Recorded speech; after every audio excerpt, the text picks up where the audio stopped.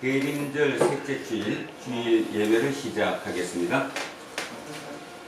개별 인간이 언젠가는 죽을 수밖에 없듯이 인류 전체도 언젠가는 멸종할 수밖에 없습니다.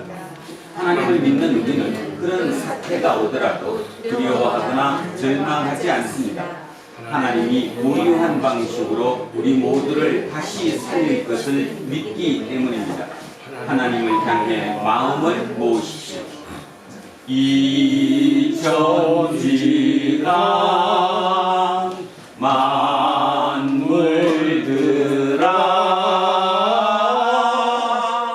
복 주시는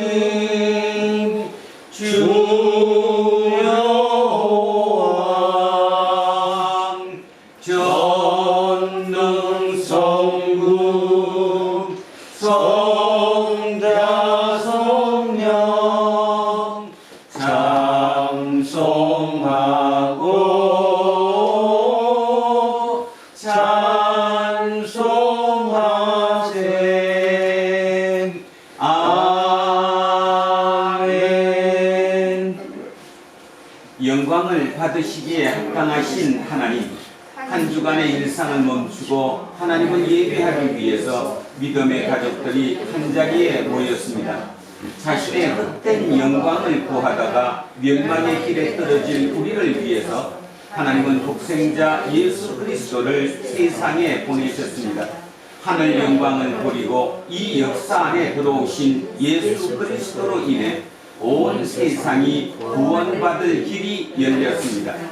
우리는 지금 새벽을 기다리는 파수꾼의 심정으로 무상한 생명이 절대적인 생명으로 완성될 순간을 기다립니다.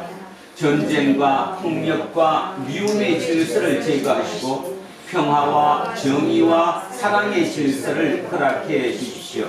이 세상 모든 사람이 각각의 차이를 넘어서 주님의 통치 가운데 서로를 받아들이면서 살기를 진심으로 바랍니다.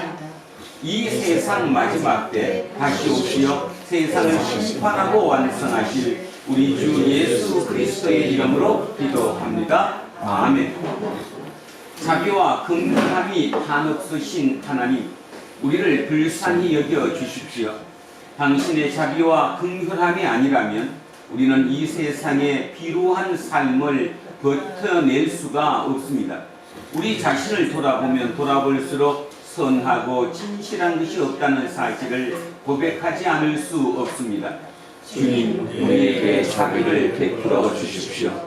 오늘 이 세상은 돈을 사랑하지 않으면 안 될 듯이 흘러갑니다. 돈으로 인해서 인간다움이 사라지고 신뢰가 바닥나며 불안과 불만이 증폭되고 있습니다. 우리 예수쟁이들도 이 세상의 폭력 앞에서 무기력해질 때가 많았습니다. 주님, 우리를 불쌍히 여겨 주십시오. 지난 한 주간에도 우리는 알게 모르게 하나님의 선물인 일상을 기쁨과 평화 가운데서 살아내지 못했습니다. 주님이 진리와 생명의 심판자로 곧 오신다는 사실을 망각했습니다. 우리를 불쌍히 여겨 주십시오. 예수 그리스도의 이름으로 기도합니다. 아멘. 기도합니다.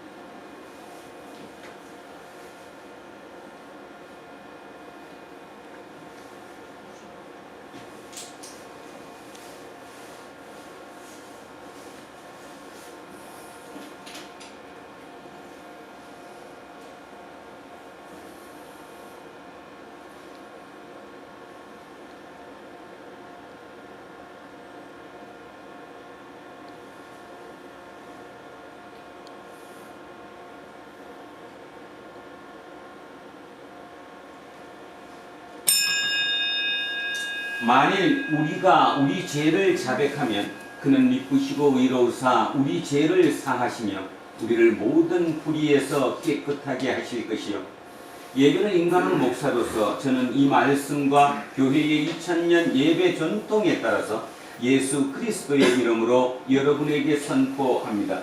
여러분이 지금 아랜 모든 죄는 용서받았습니다. 기뻐하시고 이웃의 잘못도 같은 마음으로 용서하십시오. 아멘. 다 자리에 앉아 주십시오.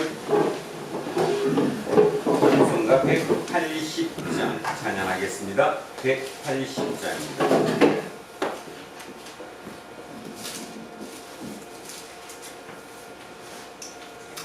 하나님의 나팔 소리 천지 진동할 때에 예수 영광 중에 구름 타시고 천사들을 세계 만국 모든 곳에 보내어 구원받은 성도들을 모으리. 나팔 불 때 나의 이름 나팔 불 때 나의 이름 나팔 불 때 나의 이름 부를 때에 잔치 참여하겠네. 무덤 속에 잠자는 자 그때 다시 일어나 영화로운 부활 승리 얻으리. 주가 택한 모든 성도 구름 타고 올라가 공중에서 주의 얼굴 배우리. 나팔 불 때 나의 이름 나팔 불 때 나의 이름 나팔 불 때 나의 이름 부를 때에 잔치 참여하겠네. 주님 다시 오실 날을 우리 알 수 없으니 항상 기도하고 깨어 있어서 기쁨으로 보좌 앞에 우리 나가서도록 그럴 때까지 참고 기다리겠네. 나팔 불 때 나의 이름 나팔 불 때 나의 이름 나팔 불 때 나의 이름 부를 때에 잠시 참여하겠네.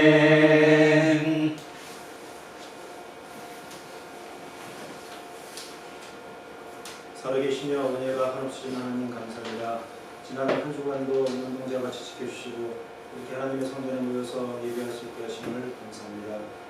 우리가 예배드리는 이 시간이 영과 진리로 교류하는 시간이 되게 하시며 우리의 아버지가 되시며 목자 되시는 하나님의 음성을 선명하게 알게 하시고 우리의 서 있는 자리와 향하는 길이 하나님의 아들로서 용사로서 살아가기를 원하시는 하나님과 대화할 수 있게 하소서. 인심이 분열되고 경제적인 어려움으로 삶의 의미를 잃고 고통을 호소하는 소리가 점점 높아지는 이때에 이 땅에 또 이 나라에 태어난 것이 고난의 길에 들어선 것이 아니라 축복이 되게 하셔서 실패하여 낙심한 자들로 어려운 목표에 도전하는 자들로 새로운 여정을 시작하고자 하는 자들로 실패의 두려움보다는 희망을 가지고 포기하지 않게 붙들어 주셔서 선진들의 고백처럼 세월이 새같이 빨리 지나가면 보며 참으로 소중하게 여기고 살아가는 것들이 희망한 것임을 묵도합니다. 성령께서 우리를 강권하셔서 우리의 삶이 하나님의 생명사계에 쌓여 있음을 알고 우리의 육신이 부패해 갈수록 우리의 영혼을 소생시키시고 하나님의 보시는 목적을 이루어가는 자들이 되게 하소서. 말씀을 전하시는 목사님께 건강과 지혜를 도하셔서 전하시는 말씀이 이 시대의 많은 영과 혼을 살리는데 널리 쓰일 수 있도록 역사하옵시고 모든 말씀이 듣는 자들의 영혼 깊이까지 뿌려내림으로써 믿음의 정보를 확실히 열매맺는 자가 되게 하셔서 하나님과 동행하는 자들로 많이 세워지도록 역사하시옵소서. 이 시간 하나님 앞에 우리를 내려놓습니다. 하나님의 모든 충만하심으로 우리의 영과 혼에 충만히 더하시옵소서. 예수 그리스도 이름으로 기도드립니다. 아멘. 인사하겠습니다. 조금 손해보고 삽시다. 하나님 사랑합니다. 하나님 사랑합니다. 이문수님을 사랑합니다. 이문수님을 사랑합니다. 이으뜸님을 사랑합니다. 이으뜸님을 사랑합니다. 이영옥님을 사랑합니다. 이영옥님을 사랑합니다. 김재우님을 김재훈님을 사랑합니다. 영미님을 사랑합니다. 이영미님을 사랑합니다. 이양승님을 사랑합니다. 이양성님을 사랑합니다. 윤정숙님을 사랑합니다. 윤정숙님을 사랑합니다. 이연승님을 사랑합니다. 이연성님을 사랑합니다. 안병관님을 사랑합니다. 안병관님을 사랑합니다. 동양이를 사랑합니다. 동양이를 사랑합니다. 이정근님을 사랑합니다. 이정근님을 사랑합니다. 김남현님을 사랑합니다. 김남현님을 사랑합니다. 김재세님을 사랑합니다. 김재세님을 사랑합니다. 목사님을 사랑합니다. 목사님을 사랑합니다. 우리 이하나님님을 사랑합니다. 이 모두를 사랑합니다. 기도하겠습니다. 구약의 선지자들과 신약의 사도들을 통해서 생명의 말씀을 선물로 주신 하나님, 그 말씀이 다시 읽히고 선포되는 지금 이 자리에 말씀의 영을 충만하게 허락하시어 우리로 그 말씀에 온전히 사로잡히게 인도해 주십시오. 우리에게 길과 진리와 생명이신 우리 주 예수 그리스도의 이름으로 기도합니다. 아멘. 자, 첫째 말씀 스바냐로 갑니다. 구약 성서 1309쪽입니다. 구약 성서 1309쪽.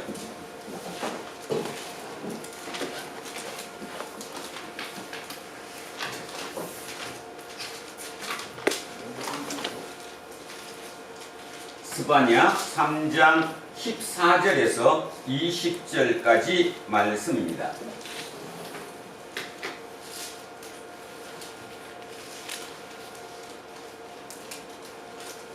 자, 스바냐 3장 14절에서 20절입니다. 1309쪽에 있습니다. 찾으셨으면 다 한 목소리로 합독하시겠습니다. 시온에 따라 노래할지어다. 이스라엘아 기쁘게 부를지어다. 예루살렘 따라 전심으로 기뻐하며 즐거워할지어다. 여호와가 내 흉보를 제거하였고 내 원수를 쫓아냈으며 이스라엘 왕 여호와가 내 가운데 계시니 너가 다시는 화를 당할까 두려워하지 아니할 것이라. 그날에 사람이 예루살렘에 이르기를 두려워하지 말라. 시온아 내 손을 늘어뜨리지 말라. 너의 하나님 여호와가 너의 가운데에 계시니 그는 구원을 베푸실 전능자이시라. 그가 너로 말미암아 기쁨을 이기지 못하시며 너를 잠잠히 사랑하시며 너로 말미암아 즐거이 부르며 기뻐하시리라 하리라. 내가 전리로 말미암아 근심하는 자들을 모으리니 그들은 내게 속한 자라. 그들에게 지워진 짐이 치욕이 되었느니라.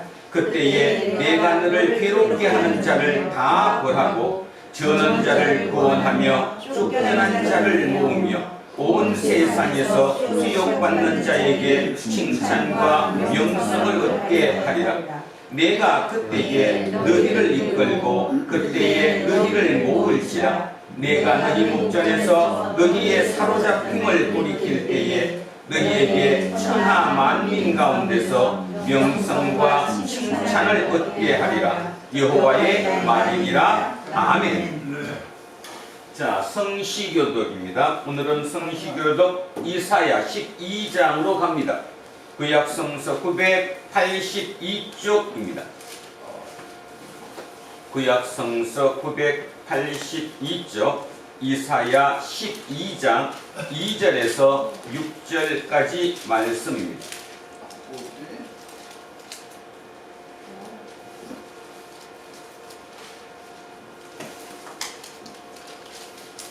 자, 12장 2절에서 6절입니다. 시작하겠습니다.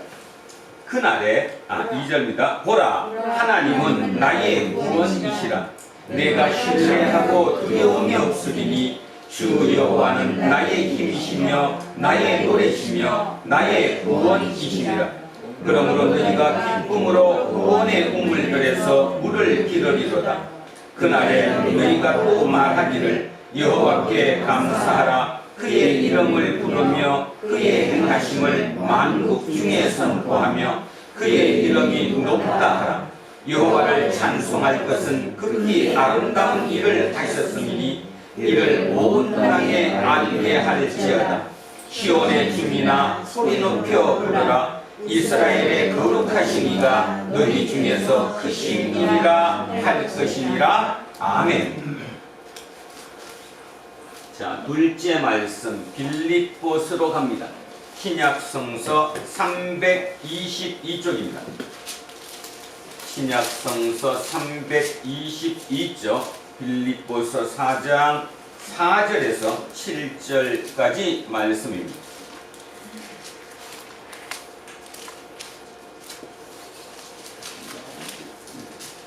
(322쪽) 빌립보서 4장 4절에서 7절입니다. 시작합니다.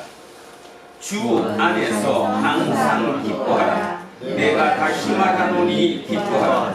그의 관용을 모든 사람에게 알게 하라. 주께서 가까우시니라.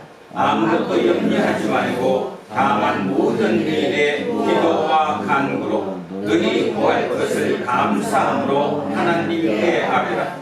그리하면 모든 지각에 뛰어난 하나님의 평강이 그리스도 예수 안에서 너희 마음과 생각을 지키시리라. 아멘. 자, 셋째 말씀 누가복음으로 갑니다. 누가복음 3장 7절에서 18절입니다. 신약성서 92쪽입니다.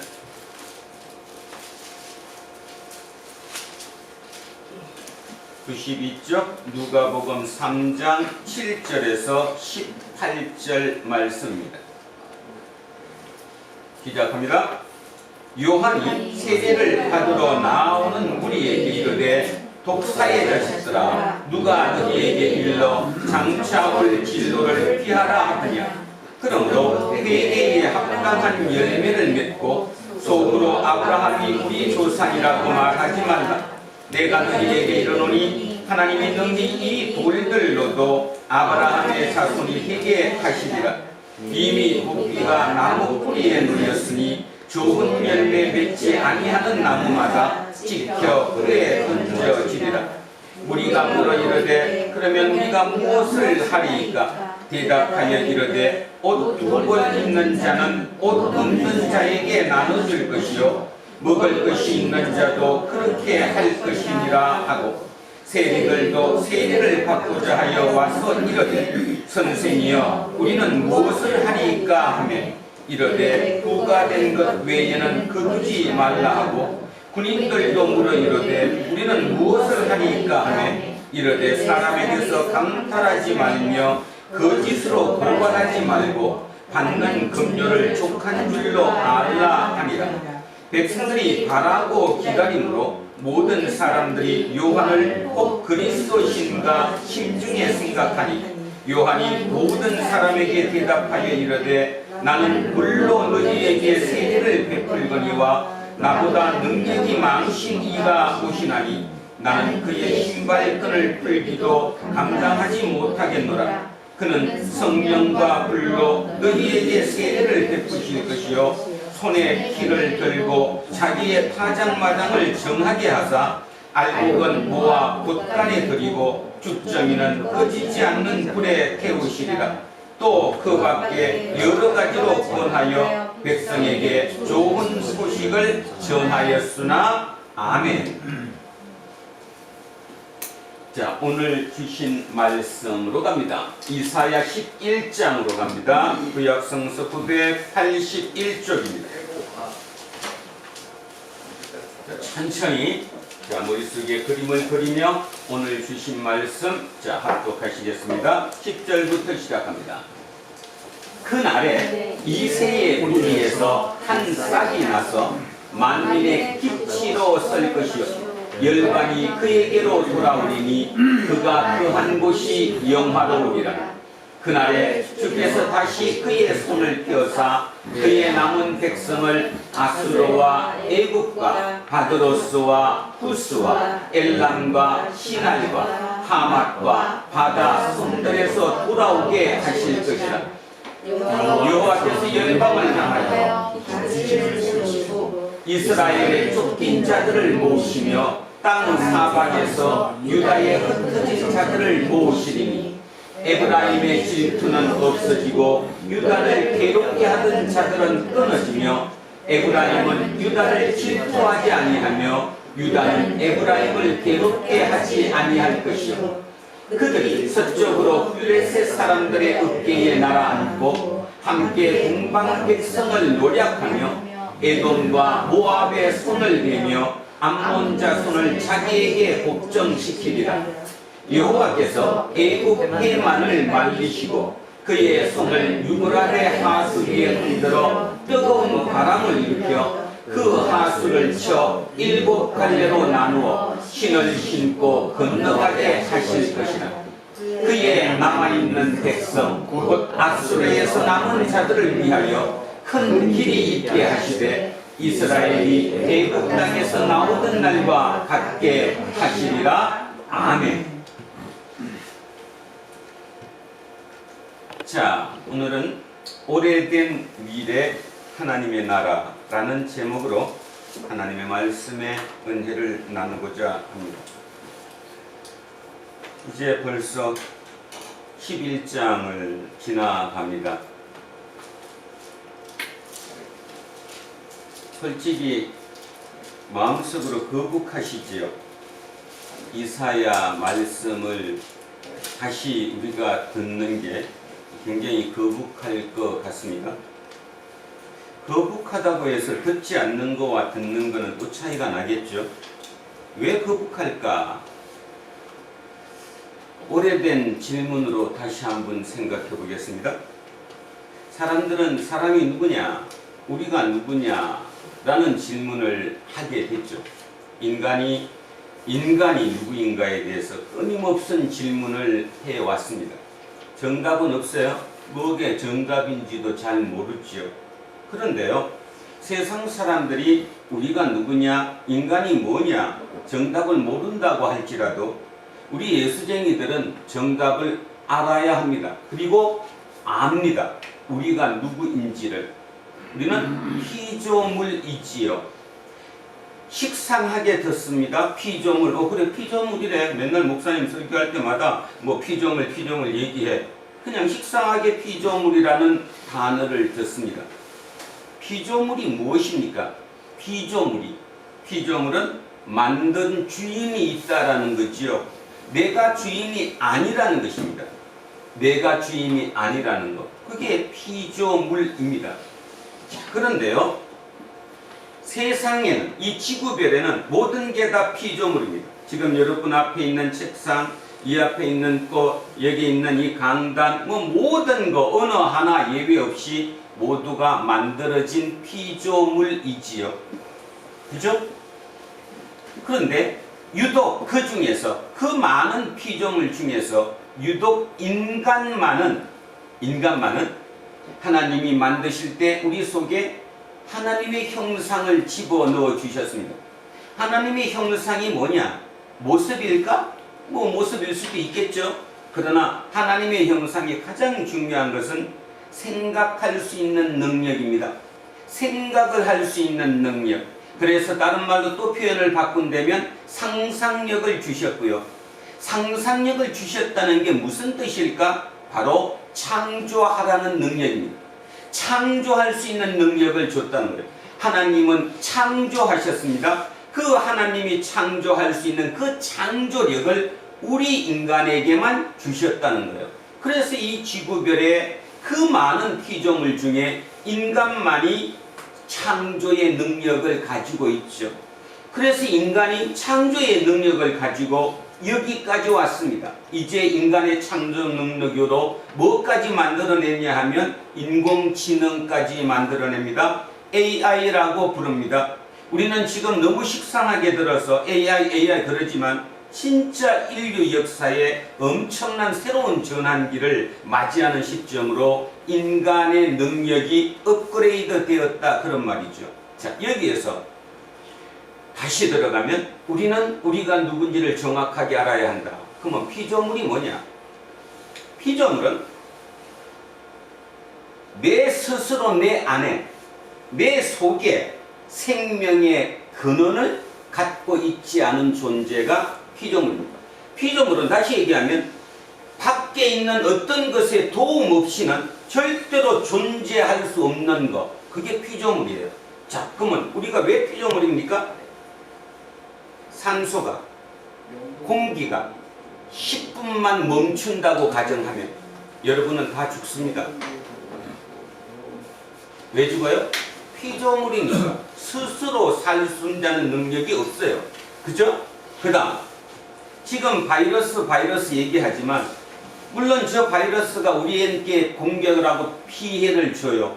그러지만 어떻습니까? 스스로 바이러스를 완벽하게 물리칠 수 있는 능력이 우리에게는 없습니다. 그죠? 그 바이러스조차도 거대한 어떤 큰 그림 속에서는 우리 인간을 살리기 위한 것이라고 저는 믿습니다. 지금은 개인적으로 너무 불편합니다. 죽이는 것 같습니다. 맞습니다. 그런데 진짜 큰 넓은 의미로를 본다면 그것조차도 세월이 흐른 어느 시점에 하나님이 우리를 살리기 위한 하나의 방법이었었구나 하고 느끼는 날이 올 것이라는 거지요. 피조물은 그런 존재입니다. 자기 스스로 존재할 수 없는 존재입니다. 오늘 여러분 식사를 하고 오셨습니다. 그 식사를 여러분이 처음부터 쌀 만드는 것부터 김치 만드는 것부터 배추를 키우는 것부터 모두 다 하셨습니까? 아니지요. 안 했습니다. 의존해서 삽니다. 무엇인가를 의존하고 누군가를 의존하고 그 절대로 의존하지 않고 살 수 없는 존재, 그 존재를 우리는 피조물이라고 그럽니다. 그런데 그 많은 세상의 많은 책들 중에 오직 유일하게 이 성경책에 우리의 힘, 우리가 믿고 있는 그 신에 대해서 얘기가 나옵니다. 출애굽기 3장 14절입니다. 손 넣으시고 출애굽기 3장 14절로 한번 가 보십시오. 자, 출애굽기 3장 14절에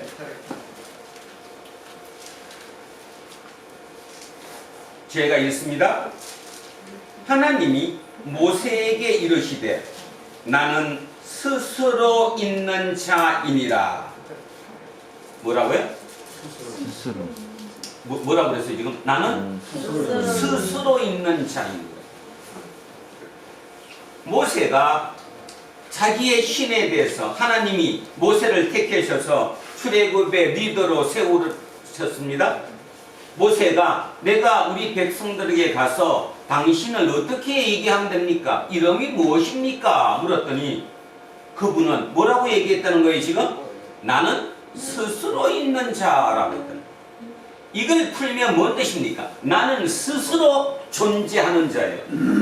밖에 힘이 없이, 밖에 어떤 도움이 없이, 밖을 의지하지 않고 생명 자체를 내 스스로 존재할 수 있는 자, 그를 우리는 뭐라고 그러느냐 하면 하나님이라고 그러는 거예요.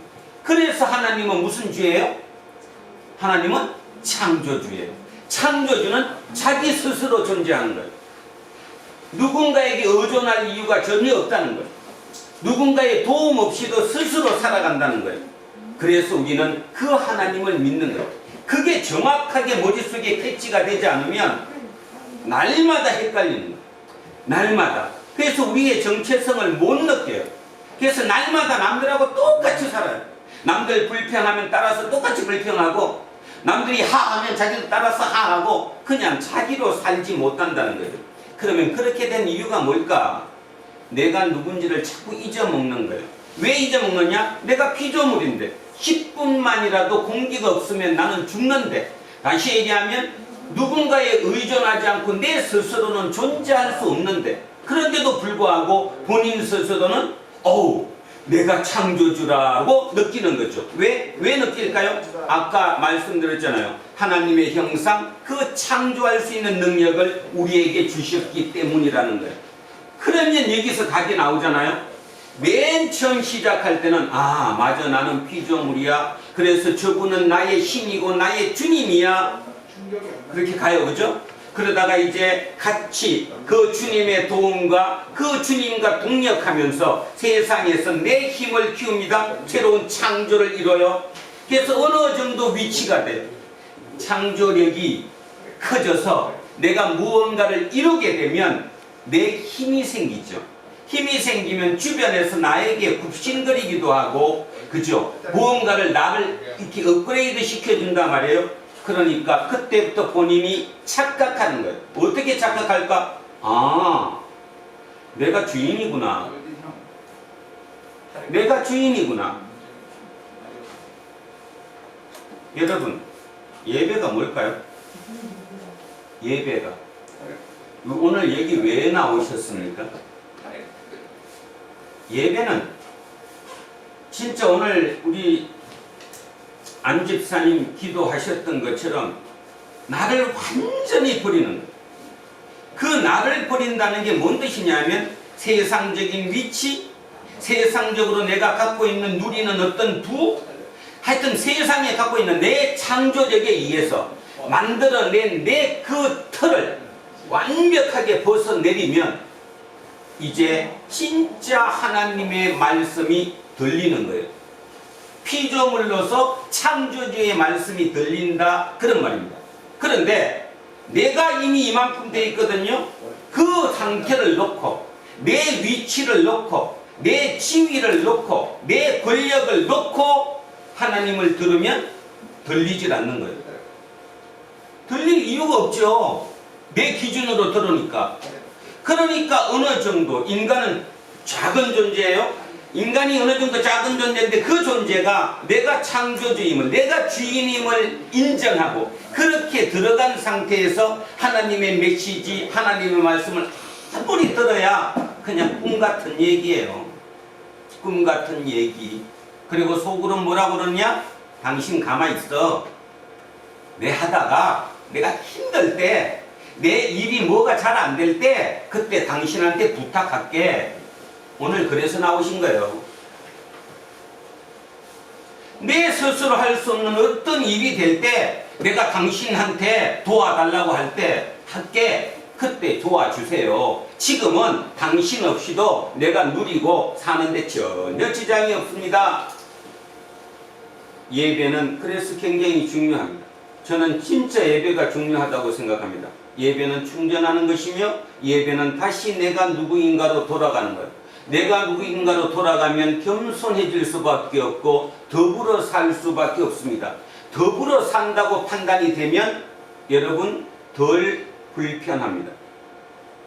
여러분의 삶 중에 많은 부분이 실제적으로 어떤 육체적이나 어떤 뭘로 인한 그런 상처보다는 힘적인 상처를 참 많이 받습니다. 왜 받습니까? 내가 주인인데 저놈이 나를 주인으로 인정을 안 하는 거예요. 그죠?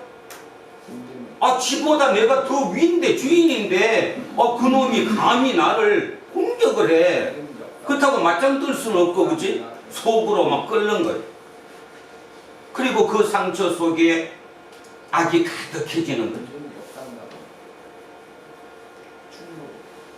모든 사람들이 코로나 때문에 뭐 우울해졌다고 얘기하지만 결국 가만히 따져보면 코로나 때문에 우울해진 게 아니라 내 창조력이 제한되기 때문에 내 마음대로 할 수 있는 능력이 있는데도 불구하고 남이 나를 인정해주지 않기 때문에 또 그렇게 할 수 없기 때문에 문제가 생기는 거예요. 지금 문제가 생긴 거예요. 여러분, 이사야서가 들렸으면 참 좋겠습니다. 언제 들릴까요?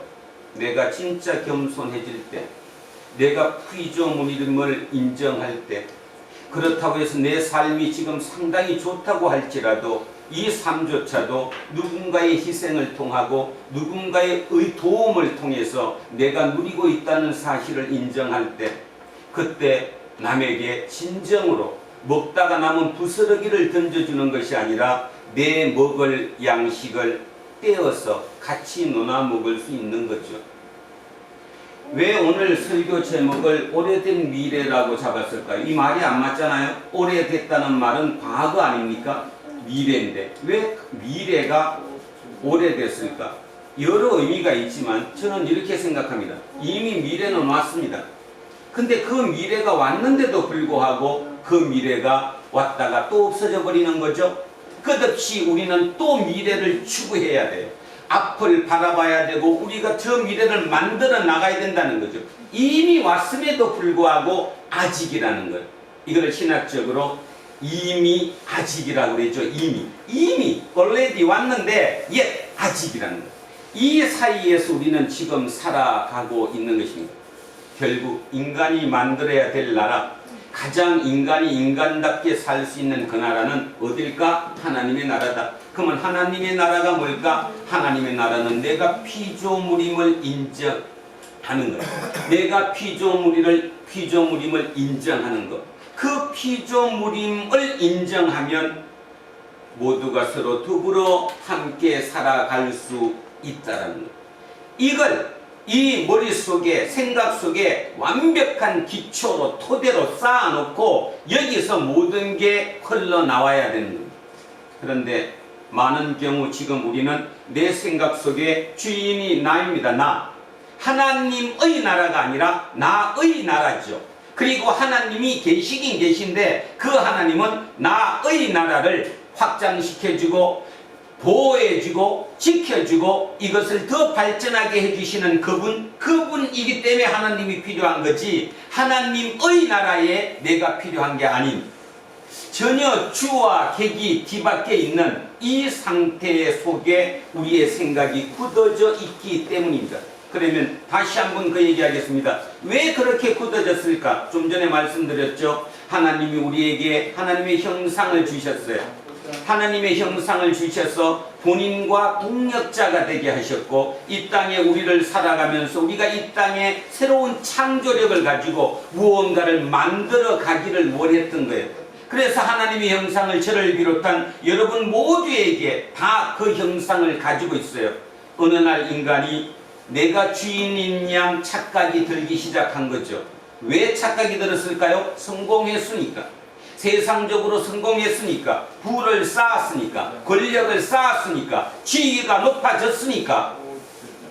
그래서 지위가 높아지거나 부자가 되거나 내가 어떤 권력을 가졌거나 힘을 가지면 예수 믿기 참 어렵습니다. 어찌 보면 어렵다고 표현할 정도가 아니라 못 믿습니다. 여러분 생각해 보시기 바랍니다.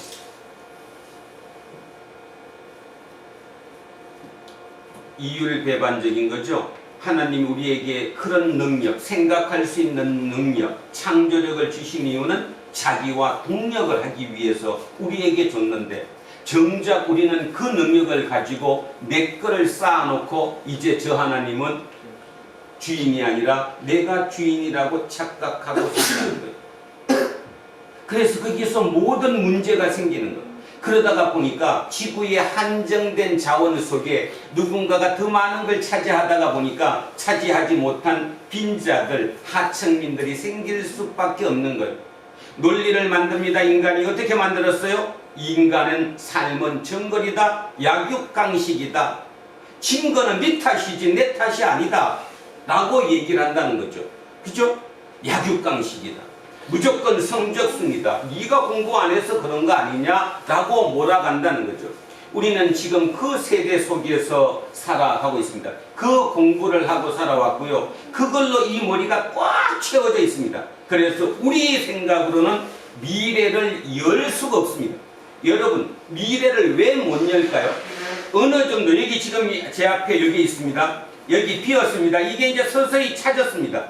어느 생각 여기까지 찼습니다. 그러면 이거를 뚫고 다시 넘어올 수 있는 힘이 뭘까요? 그거는 미래를 뚫은 힘은 새로운 생각이라는 거예요. 여기에 가득 차 있는 이 생각으로는 이걸 뚫을 수가 없는 거죠. 새로운 걸로 뚫어야 뚫어진다 이런 뜻입니다. 몇 년 사이에 진짜 오래된 것 같지는 않고요. 몇 년 사이에 한국 사회에서 라떼라는 말이 유행하기 시작했습니다. 라떼, 커피의 이름이 라떼이지만 그걸 빗대서 라떼. 라떼는 옛날에 나는 내 때는 어땠다라고 얘기하는 거죠. 그런 표현을 하니까 젊은 친구들이 이제 라떼는 하고 거꾸로 그냥 우스꽝스러운 얘기로 듣습니다. 아이고 들을 필요가 없어. 무슨 뜻입니까? 왜 라떼라는 말이 이게 안 먹혀 들어갈까요? 찾기 때문이에요. 그 라떼는 나 때는 그 생각으로 여기까지 채웠기 때문에 이제 이거를 뚫을 힘은 그 나 때는 그 힘으로는 뚫을 수 없기 때문에 어떤 면에서는 불행한 시기도 하고 어떤 면에서는 굉장히 좋은 시대이기도 하지요. 저 때는 제가 여러분처럼 20대 30대 젊은 시절에는 나 때는 없었습니다. 그냥 따라가면 됐어요. 우리 위에 갔던 우리 부모님 세대, 우리 삼촌 세대, 그들이 이끌어왔던 그 길을 그대로 모방하며 열심히만 쫓아가면 뭐 아무 지장이 없었다는 겁니다. 그런데 지금은 자식이 부모 쫓아가면 죽어요. 죽어요. 방법이 틀려졌거든요. 이제 차가지고 이걸 뚫을 힘이 없어져 버리거든요. 자, 그래서 바로 그런 이유 때문에 대한민국이라는 사회가 하나님의 축복 속에, 아니 하나님의 메시지 속에 새로운 라떼는이라는 표현이 나와요. 이제 젊은이들이 그 생각으로는 안 됩니다. 우리 생각으로 뚫겠습니다. 지난주에 한국의 최대 기업인 삼성에서 인사가 있었습니다. 30대, 37, 38, 39 30대 상무가 4명 배출됐습니다.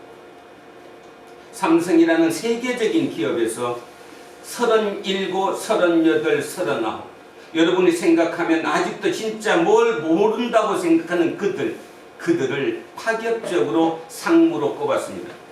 42살에서 45살 사이에 40대 초반의 사람들을 자그마치 10명이나 부사장으로 진급시켰습니다. 무엇일까요? 여러분이 신문 보시면 단군 역사 이래 지금 삼성전자는 가장 많은 순이익을 봅니다. 매출도 가장 많습니다. 어떻게 우리나라에서 그런 회사가 있을까 할 정도로 엄청난 이익을 보고 있습니다. 그런데요, 그 위에 있는 수뇌부가 다 잘렸습니다. 다 바뀌었습니다. 그러면서 파격적인 일이 일어난 겁니다. 여러분은 관심이 없으니까, 나하고 아무 관계가 없으니까 30대 이상무가 나왔던 40대 부사장이 나왔던 그게 뭔 내 상관이냐? 아니요. 엄청난 상관이 있습니다. 사회 자체가 꿈틀거리는 거죠. 안 된다. 찾구나. 이제 새로운 걸 못 잡으면 죽는구나. 그래서 37살짜리를 상무로 앉히는 거예요. 그죠? 내가 나이가 많으니까 나는 나이가 45이야. 필요 없다는 거예요. 왜? 너 생각이 잘못됐으니까 그 생각으로는 저 미래를 만들어내지 못하니까 라는 거지요. 그리고 대한민국은 위대하게도 30대 36살짜리 야당 대표를 뽑은 나라입니다. 사회 전 분위기적으로 지금 무엇인가가 지금 새로운 걸 향해서 뚫고 있습니다. 그 사이에는 당연히 갈등이 있게 마련이지요. 제가 오늘 왜 이 얘기를 거창스럽게 하느냐 하면 예수를 믿는다는 게 도대체 뭘까? 나가 예수는 나에게 뭘까? 이거를 뚫고 나가는 힘을 주시는 분일까? 아니면 막는 분일까? 무엇일까요? 예수가 여러분에게 막는 분입니까? 뚫는 분입니까? 그 이해를 돕기 위해서 예 하나만 딱 들겠습니다. 굉장히 열정적으로 신앙생활을 하시는 어떤 집사님이 목사를 찾아왔습니다. 목사님, 우리 가게 앞 맞은편에 똑같은 가게가 또 들어왔어요. 너무 나쁜 거 아니에요? 아니 내가 잘하고 있는데 거기다 바로 맞은편에다가 또 예를 들어서 닭갈비라고 합시다. 닭갈비 가게를 똑같은 업종을 다시 들어왔으니 이제 나도 타격받는 거 아니에요? 너무 힘듭니다. 목사님이 이렇게 얘기했습니다. 기도하십시오. 어떤 기도? 그분을 위해서 기도하십시오. 그 가게가 잘 되라고 기도하십시오. 자, 이때 그 집사님 입장에서는 두 가지가 나올 수 있습니다. 자, 첫 번째 케이스. 우리 목사 미쳤다. 내가 이 교회를 위해서 헌금도 얼마나 하고 얼마나 열정적으로 했는데 나한테 우리 맞은편에 똑같은 가게가 생겨서 내가 위협을 당하고 있는 이때 그렇게 하면 안 되지 않아? 나를 위해서 기도해 줘야지. 당신 가게는 잘 되게 하시고 그 가게는 망하게 하십시오 라든가 아니면 하나님이 당신을 지켜주실 것입니다 라고 하든가. 그죠? 어떨 때 그럴까요?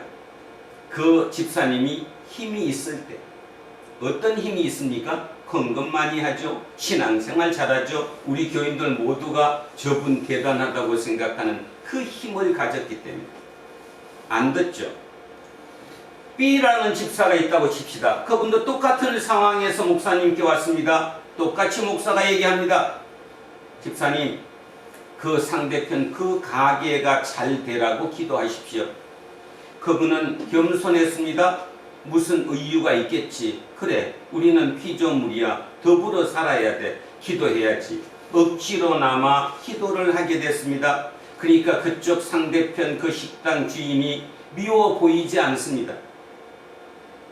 같이 인사도 나누고 진짜 밥도 서로 모질할 때 서로 빌려다가 줄 수 있는 이렇게 됐습니다.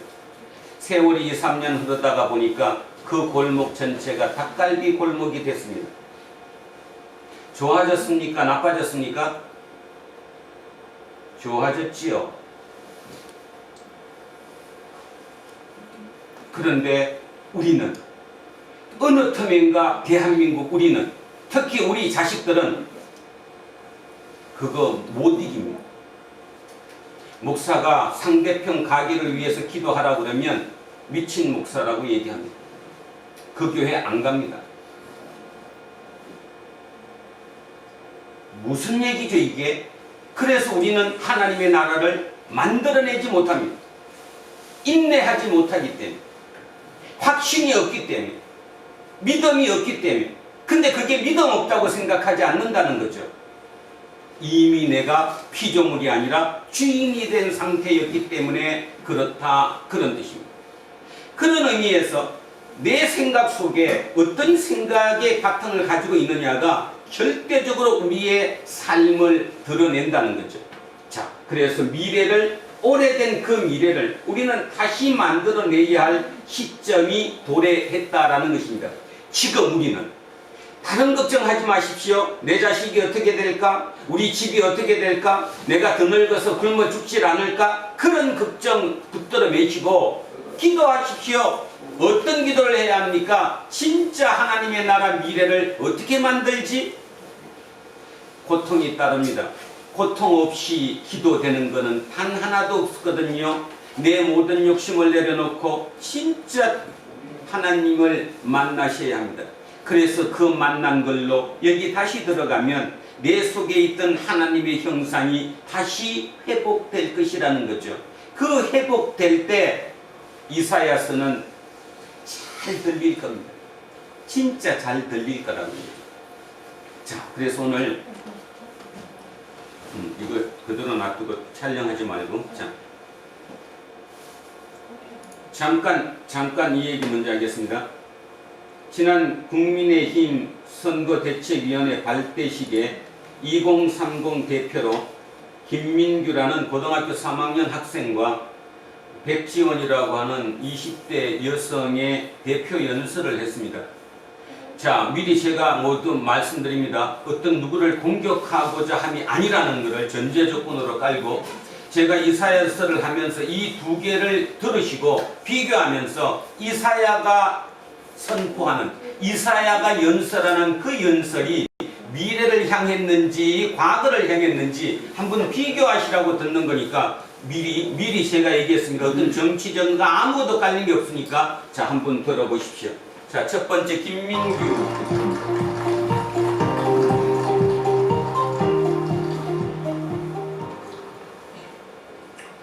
존경하는 국민 여러분, 그리고 사랑하는 당원 동지 여러분, 오늘 우리는 역사적인 한 해를 시작합니다. 지난날 배를 정비하는 과정에서 있었던 혼란은 배 엔진과 선체를 마지막까지 수리하는 겸손함을 주었습니다. 그리고 이제 우리는 결국 정권 교체라는 유일한 뱃머리를 두고 가장 빠르고 가장 안전한 항로로 질주할 준비가 되었습니다. 우리의 힘찬 출항에 앞서 한 가지 메시지를 전하고자 이 자리에 섰습니다. 여러분들은 사람이 무엇에 열광한다고 생각하십니까? 사람들은 유행에 열광하지 않습니다. 사람들은 뻔한 스토리에 열광하지 않습니다. 사람들이 정말 열광하는 지점은 똑같은 것들 사이에 튀는 무언가입니다. 그렇기에 대선이라는 이번 항해의 여정에서 우리의 컨셉은 불협화음이어야 합니다. 우리 국민의힘의 발자취는 항상 불협화음이었습니다. 우리는 여의도의 문법으로는 이해할 수 없던 30대 당대표를 세운 정당입니다. 우리는 남들처럼 조직이나 사람에 충성하는 것이 아니라 공정과 법치에 충성하는 후보가 있는 정당입니다.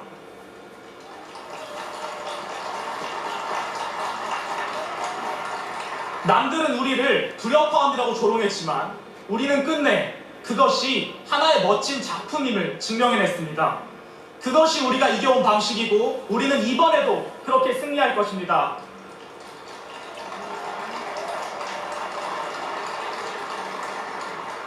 이제 우리는 새로운 불협화음을 준비해야 합니다. 그들과는 다르게 국민들께 감동을 드릴 수 있는 새로운 작품을 만들어야 합니다.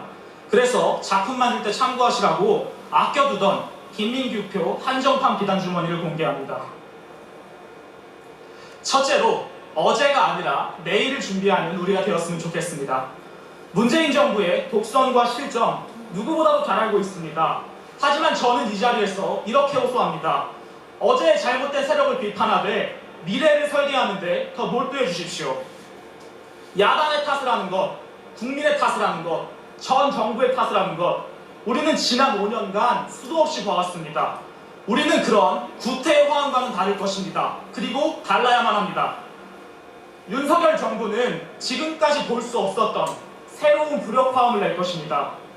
우리에게는 한없이 엄격한 잣대를 들이밀 것입니다. 그들의 잘못은 따끔히 지적하되 다시 그들을 품어주는 통합의 기치를 보일 것입니다. 그들의 탓이라고 변명하는 정부가 아니라 무한한 책임으로 겸손히 대한민국의 내일을 그려가는 집권 여당이 될 것입니다. 그것이 우리가 내보일 첫 번째 작품입니다.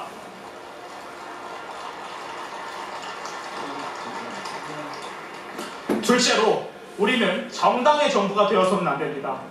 지난 전당대회 때 우리는 통합과 공존이라는 시대정신에 열광했습니다.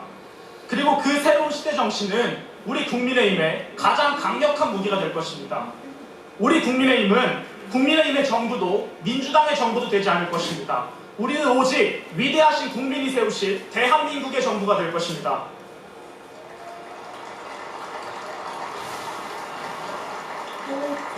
지난 5년은 의심할 여지 없이 민주당 정부의 시간이었습니다. 한 번도 경험해보지 못한 분열과 공멸에 우리 국민들은 아파하셨습니다. 수많은 국민들께서 정권 교체를 외치고 계신 까닭은 더 이상 우리의 이념과 정당의 아집으로 국민들을 쪼개지 말라는 국민의 엄중한 명령이십니다. 우리에게는 국민의힘의 국민이 있는 것이 아닙니다. 우리에게는 민주당의 국민이 있는 것이 아닙니다. 우리에게 남아있는 것은 오직 위대한 대한민국의 국민만 남아있습니다. 윤석열 정부가 선보일 새로운 정치와 의정은 우리의 자랑스러운 두 번째 불협화음이자 아름다운 작품이 될 것입니다. 어느새부터 정치는 멋지지 않았습니다. 어느새부터 정치는 그들만의 문법에 맞췄고 국민들의 희노애락에 함께하지 못했습니다. 그래놓고는 그들만의 화음에 즐거워했고 서로의 다름을 인정하지 못한 채 국민들께 아픔만 드렸습니다. 우리는 공존과 새로움의 정부가 될 것입니다. 한 달에 8만 원으로는 살아갈 수 없는 소외된 이웃들과 공존할 것입니다. 기본주택 100만 원으로는 해결되지 않는 임차인들의 서름과 공존할 것입니다. 반대 진영을 모두 수구와 적폐로 모는 그런 구태 정치를 단호히 끊어내는 새로움을 보일 것입니다. 그것이 윤석열 정부가 낼 불협화음이고 국민들은 그 간결하면서도 소박한 메시지에 감동하실 것입니다.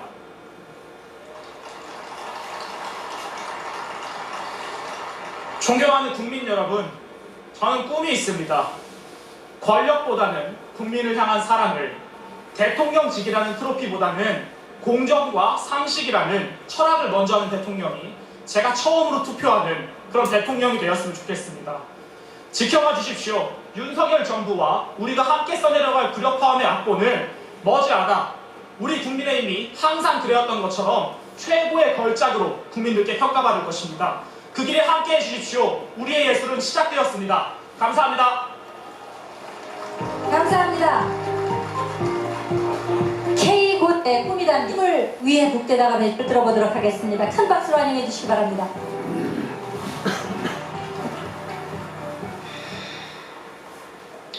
존경하는 국민 여러분, 그리고 당원 동지 여러분, 안녕하십니까? 저는 오늘 국민의 한 사람으로 이 자리에 섰습니다. 지금 대한민국은 절망의 시대를 살고 있습니다. 반칙과 특권이 판치는 세상 앞에 국민들은 끝없는 좌절과 실망을 느껴야 했습니다. 현 정부와 여당은 독선과 위선으로 일관하며 사법 질서를 무너뜨리고 헌법 가치를 훼손하였으며 무능한 외교로 국격을 떨어뜨리고 무능한 국정으로 국고를 탕진하였습니다. 그들은 탕거누리와 같이 국민의 고혈을 짜내어 자신들의 배를 채웠습니다. 그들은 평등한 기회를 약속하며 반칙으로 입시 비리를 저질렀고 그들은 공정한 과정을 약속하며 특권으로 낙하산 인사를 임명했습니다. 그들은 정의로운 결과를 약속하며 부정부패로 국민의 희망을 짓밟았습니다. 감히 민주화 정의라는 이름을 팔아 이제는 이재명 후보를 내세워 국민 위에 군림하려 합니다. 양심도 염치도 없는 낡은 구태 정치 세력은 이제 물러나야 합니다. 그런 후원무치한 이들에게 또다시 이 나라를 넘겨줄 수는 없습니다. 이 구태 정치는 문재인 정부로 끝나야 합니다.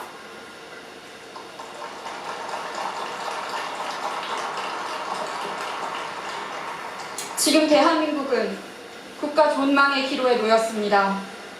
이번 대선은 불의와 정의의 대결이고 절망과 희망의 대결이고 과거와 미래의 대결입니다. 정권 교체는 시대적 사명이요 정치 교체는 우리의 책임입니다. 우리는 결사의 각오로 반드시 정권 교체를 이루어 위기의 대한민국을 바로잡고 희망의 새 시대를 열 것입니다. 앞으로의 정치는 앞으로의 대한민국을 향해야 합니다. 오직 정치만이 세상을 바로잡을 수 있다는 믿음으로 저는 절실한 심정으로 국민 여러분께 간곡히 말씀 올립니다.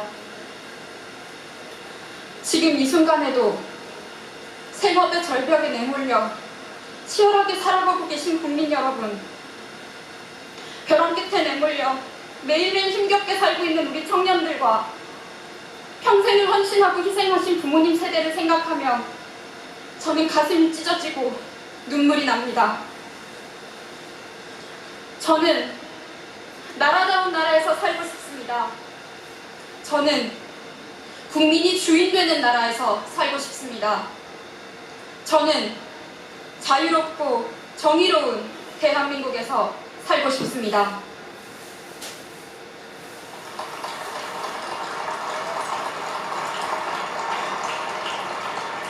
마음껏 공부하고 마음껏 일할 수 있는 나라, 걱정 없이 아이 낳고 걱정 없이 아이 키울 수 있는 나라, 누구나 공정 경쟁을 통해 성공할 수 있는 나라, 정직하고 선량한 시민들이 억울한 일 당하지 않는 나라, 갈등과 분열이 아닌 희망과 행복으로 가득한 나라, 그런 자랑스러운 대한민국에서 살고 싶습니다.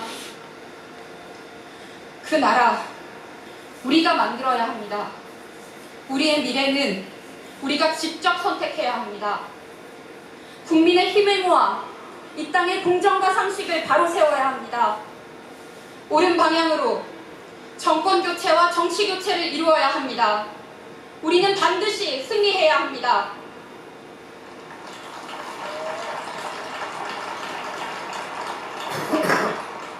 오늘부터 우리는 완전히 새로운 시대를 열 것입니다. 윤석열 후보는 국민을 위해 승리할 것입니다. 자유와 정의를 위해 승리할 것입니다. 우리는 하나 되어 승리할 것입니다. 우리는 반드시 승리할 것입니다.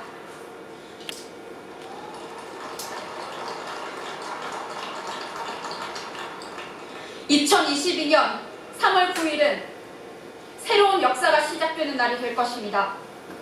완전히 새로운 대한민국을 위해 국민 여러분, 바꿀 준비 되셨습니까? 감사합니다. 네. 양해를 부탁드립니다. 어떤 당을 공격하거나 어떤 인간을 공격하기 위해서 드린 게 아니고, 우리는 말 그대로 우리 소수의 우리라는 두란노 공동체 식구들끼리이기 때문에 저 두 연설을 들으면서 우리는 우리를 돌아봐야 한다고 생각합니다. 자, 여러분 마음속으로 손을 얹으시고 누가 미래를 얘기했다고 생각합니까? 첫 번째 질문입니다. 앞에 고등학교 3학년 김민규 군이 미래를 얘기한 것인지, 뒤에 나왔던 백지원 군이 미래를 얘기했는지 여러분은 어떻게 들으셨습니까? 두 번째 질문입니다. 여러분은 어느 편입니까? 여러분이 하고 있는 말, 여러분이 내뱉는 메시지, 여러분의 삶이 누구 쪽입니까? 세 번째, 철저하게 현실을 분석하고 바로 눈앞에 닥친 상대를 공격해서 내가 살고자 했던 사람은 누구였고, 그럼에도 불구하고 똑같은 환경 속에서도 과거보다는 미래를 향해서 품고 나가야 된다고 생각했던 두 사람 중에 누구였습니까? 그러면 다시 아까로 돌아가겠습니다. 한 사회의 생각이 찹니다. 그래서 이제 옛날 고리 타고난 그 생각으로는 절대로 이것을 돌파할 수 없습니다. 그래서 젊다는 말의 의미는 물리적인 조건으로, 육체적인 어떤 모습으로 젊은 무형도 있지만 제일 중요한 것은 생각이 젊은 거죠. 그 생각이 젊은, 다른 사람과 같지 않은 그 젊은 생각으로 이것을 뚫어야 합니다. 그 뚫는 게 만만하지 않죠. 진짜 만만하지 않습니다. 왜냐하면 대부분의 사람은 눈앞에 보이는, 그 보이는 사실을 얘기하는 게 사실이고 진실이라고 믿기 때문이지요. 그런데 한 사회든 하나님의 나라든 결국은 그것이 진실로, 사회로 만들어지는 곳이 아니라 상상력으로, 창조력으로 만들어지는 것입니다. 그러면 어색해야 합니다. 첫 번째 김민규 군이 불협화음이라는 표현을 썼습니다. 듣기에 따라는 뭐 할지 몰라도 참 멋진 말이지요. 불협화음이 일어나야 뚫을 수 있는 겁니다. 그 안에 든 생각을 아우르면서, 그죠? 그 의미가 맞다고 얘기하면서 이걸 뚫을 수는 절대로 없다라는 거죠. 근데 여러분은 뭐를 싫어합니까? 남하고 불협화음을 싫어합니다. 내 자신 스스로하고의 불협화음을 싫어합니다. 편한 게 좋습니다. 안전한 게 좋습니다. 그래서 이 하나님께 매달립니다. 하나님, 저 안전하게 해주세요. 저 평안하게 해주세요. 저 평강하게 해주세요. 인간은 그런 존재가 아니지요. 절대로 그런 존재가 아닙니다. 그래서 또 한 번 말씀드립니다. 제가 저 두 사람을 비교하면서 누군가를 공격하고자 함이 아니라 우리를 돌아볼 때 저 개인적으로 따져보면 저는 좀 이상적인 사람입니다. 손가락질도 많이 받고 사람들하고 관계도 잘 맺지 못합니다. 저 스스로 압니다. 그럼에도 불구하고 저라는 사람도 필요할 거라는 생각 때문에 꿀리지 않습니다. 그래서 살아온 거죠. 이상적이다, 꿈만 꾸고 앉았다, 이렇게 얘기하겠지만 누군가는 그 꿈을 꿔줘야 새로운 것을 뚫는다는 것입니다. 현실적인 사람이 좋죠. 치열하게 부딪히고 치열하게 현실을 살아냅니다. 그런데 어떻습니까? 치열하게 살았던 그 현실의 싸움, 적자 생존 경쟁 때문에 결국 그 사회는 좋은 사회로 가지 못합니다. 항상 하나님의 나라는 왔다가 미래로 가버리는, 그 미래가 왔는데도 불구하고 우리가 만들어내지 못하는 이것이 계속 반복되고 있는 것 아닌가, 그런 생각을 합니다. 그래서 마음속에 다시 한번 새롭게 다짐해 보셨으면 좋겠습니다. 똑같은 상황을 놓고 똑같은 거에 대한 얘기를 어떻게 저렇게 관점이 다르게 표현할 수 있을까? 무엇 때문일까요? 생각 때문입니다. 이 속에들은 생각이 표현돼서 나오는 게 말이지요. 그냥 말을 만들어진다고 말이 나오지 않습니다. 말은 생각 속에서 나옵니다. 그러면 이 생각이 누구 걸로 차야 되느냐? 바로 예수 그리스도로 차야 된다라고 성경은 우리에게 얘기합니다. 예수 그리스도의 생각으로 채워라. 그분의 생각을 바탕으로 해서 이 입으로 나왔을 때 모두를 살릴 수 있다라고 얘기를 하는 거죠. 제 개인적으로는 앞에 18살 고등학교 3학년 학생 김민규는 진짜로 미래를 얘기하고 있습니다. 바로 그렇습니다. 희생하고 포용하고 그 다음에 버릴 건 버려줄 줄 알고, 그죠? 그래서 미래를 향해서 나가자라는, 그죠? 그런 면에서 저는 미래가, 우리나라의 미래가 참으로 밝다고 생각합니다. 그런데 참 아쉽게도 두 번째 연설했던 그 분에 대해서는 그렇게 공감하기가 어렵습니다.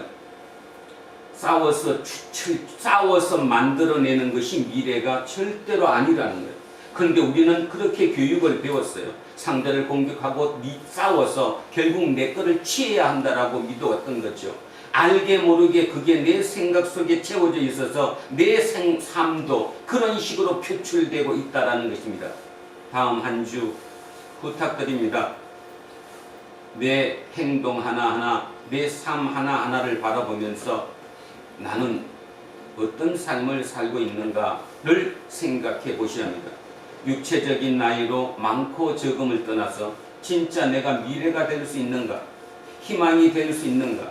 하나님은 왜 미래였을까? 왜 예수 그리스도는 이 땅에 오셔서 33년을 사시고 가셨을까? 마지막 3년의 공생의 3년이 그렇게 공생애를 왜 하셨을까? 진지하게 다가와야 합니다. 진지하게. 예수님은 스스로 아셨습니다. 우리에게 얘기해 주신 거, 피조물이야. 피조물은 스스로 너 생명을 네가 컨트롤할 수 없어. 생명의 근원이 너 속에 있지 않아. 내 생명의 근원은 너를 만드신 분에게 있어. 그 만드신 분이 하나님이야. 하나님의 생명에 네 생명이 완성돼야 되는 거야. 이 지구별에서 생명으로 끝나는 그 생명에 네 생명을 걸 수 없어. 그래서 지난번 얘기했던 것처럼 비오스의 생명은 죽고 마라. 그러나 조에의 생명을 얻어야지만이 그것이 영생을 얻는 거야. 그 삶을 우리에게 얘기해 줬다는 거죠. 그런데 세상은 너무나 솔깃하게 얘기합니다. 바로 눈앞에 갖다 놓고 맛있는 거, 멋진 거, 폼 잡을 수 있는 것을 갖다 놓고 유혹하죠. 바로 아담과 이브가 에덴 동산에서 유혹을 당했듯이 말입니다. 새로운 미래를 만들어 갔으면 좋겠습니다. 자, 그 생각을, 지금 들었던 두 가지의 그 개념을 머리에 놓고 제가 이사야의 연설을 다시 한번 해보겠습니다.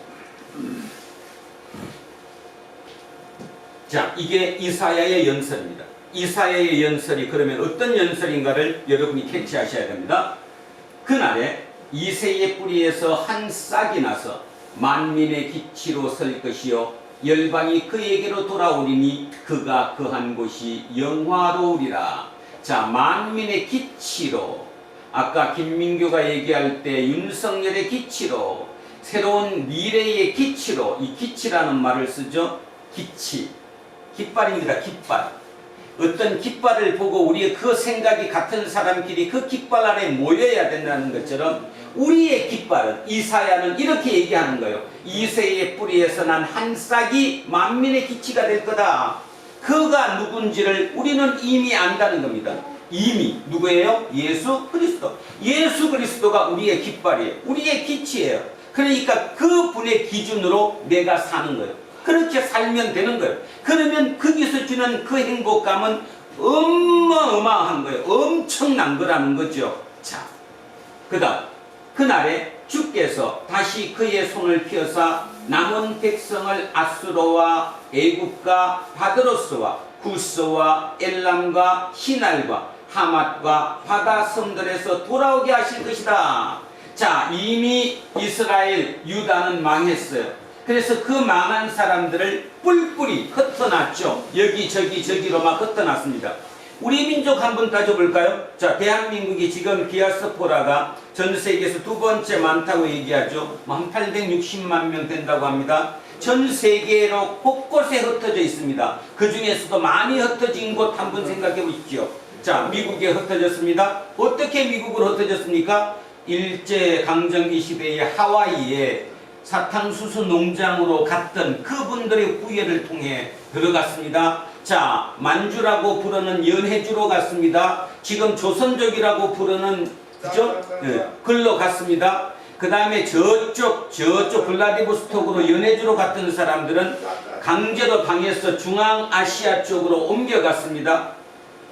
그 많은 사람들이 뿔뿔이 여러 곳에 흩어진 거죠. 이스라엘의 역사나 대한민국의 역사나 비슷합니다.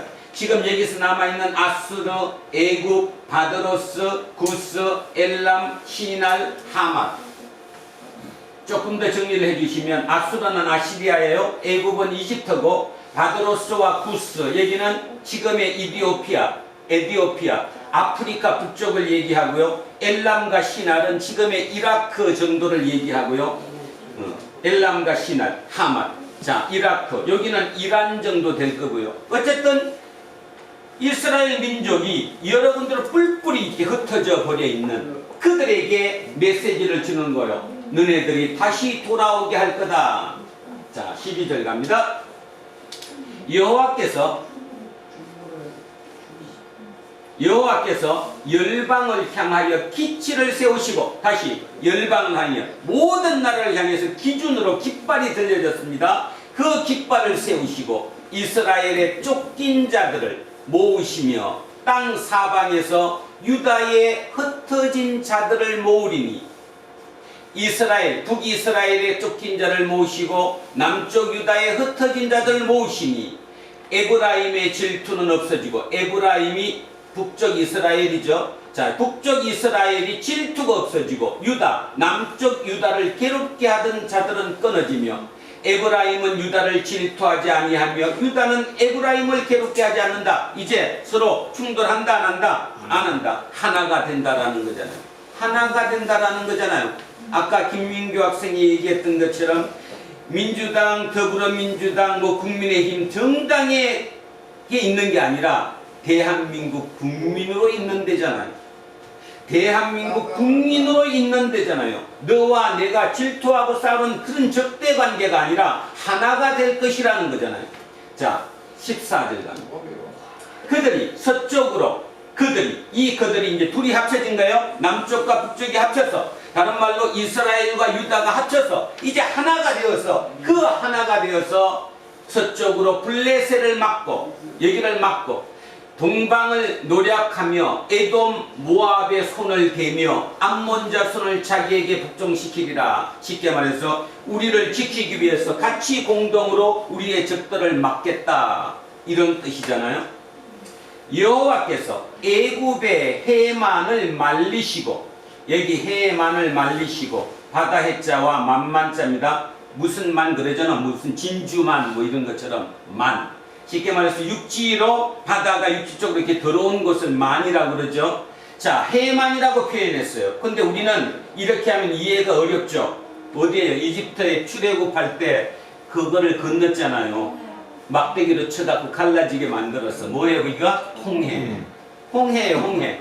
자, 그래서 여호와께서 애굽의 홍해를 말리시고 그의 손을 유브라데가 여러분 배웠던 대로 유프라테스 강이죠. 그 강 위에 흔들어 뜨거운 바람을 일으켜서 그 하수를 쳐서 7가벨레로 나누었어.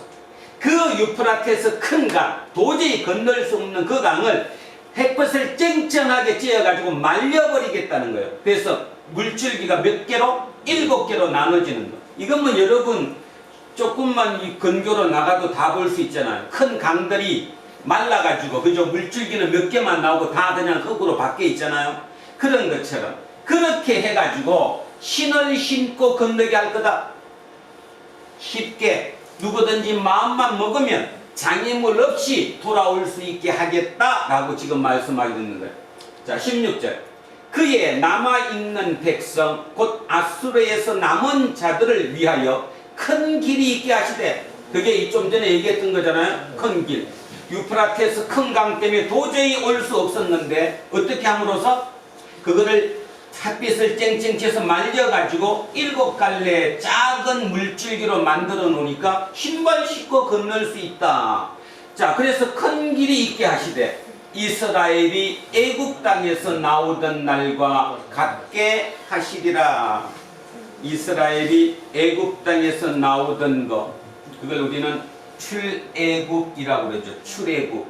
영어로 엑소도스라고 얘기합니다. 엑소도스. 그 엑소도스가 다시 일어나게 하겠다라는 건데, 여기서 이제 중요한 얘기를 한번 생각해 보겠습니다.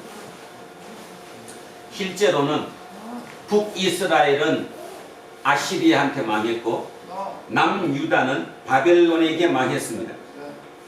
성경의 중심은 남쪽입니다. 왜냐하면 다윗 왕가가 남쪽 출신이거든요. 우리는 역사가 성자의 기록이라고 얘기하듯이 성경도 마찬가지 성자의 기록입니다. 그래서 남유다가 중심이 되어서 기록되어 있습니다. 그래서 우리는 그렇게밖에 생각을 못하죠. 자, 남쪽 유다가 바벨론의 포로가 되었습니다. 하나님의 특별한 은혜로 인해서 70년 만에 포로에서 돌아오게 됐죠. 그런데 여러분, 다 돌아왔습니까? 진짜 일부만 돌아왔습니까? 일부만 돌아왔습니다. 오늘 우리는 그 생각을 해야 합니다. 왜 일부만 돌아왔을까? 자, 첫째입니다. 포로로 잡혀가서 70년이 흘렀습니다. 그러면 이미 잡혀간 사람들은 죽었어요. 그러면 남아있는 자들은 그 다음 후세, 자식 세대가 남았을 겁니다. 손자 세대까지. 그들은 거기서 정착했습니다. 살만해요. 삶이 얼마나 좋은지 몰라요.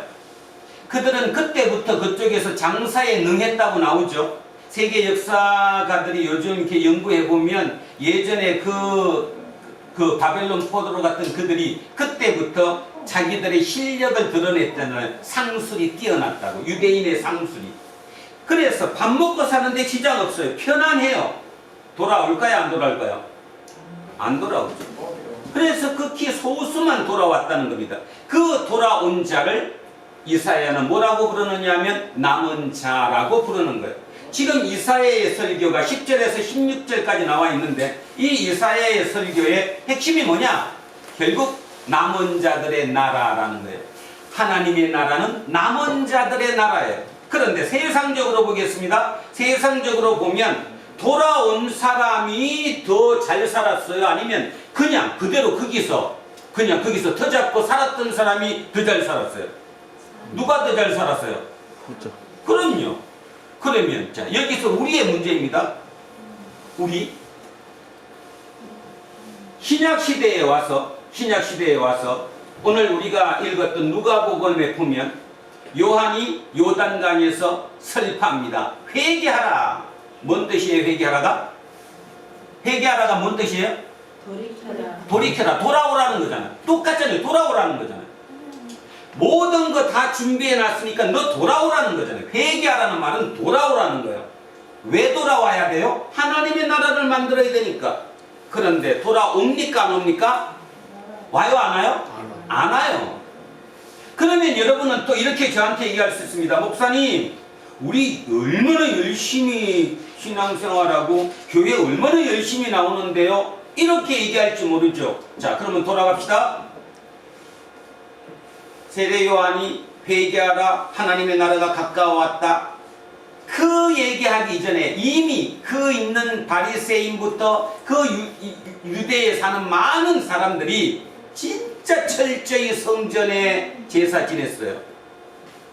얼마나 잘한지 몰라요. 그죠?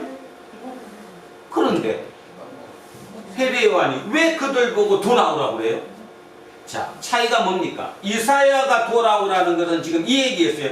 물리적인 공간이 있죠. 이집트, 아시리아, 암몬, 애굽 뭐 이렇게 쭉 흩어져 있는 그를 도로 이 나라로 돌아오게 하겠다. 자, 물리적인 공간으로 돌아오는 개념을 얘기했어요.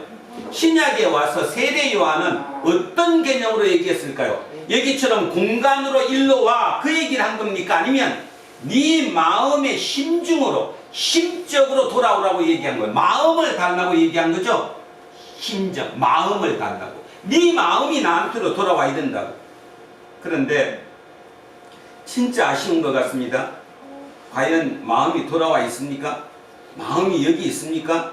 마음이 하나님께 와 있습니까? 우리는 누구냐 하면 지금부터 잘 머릿속에 새겨보십시오.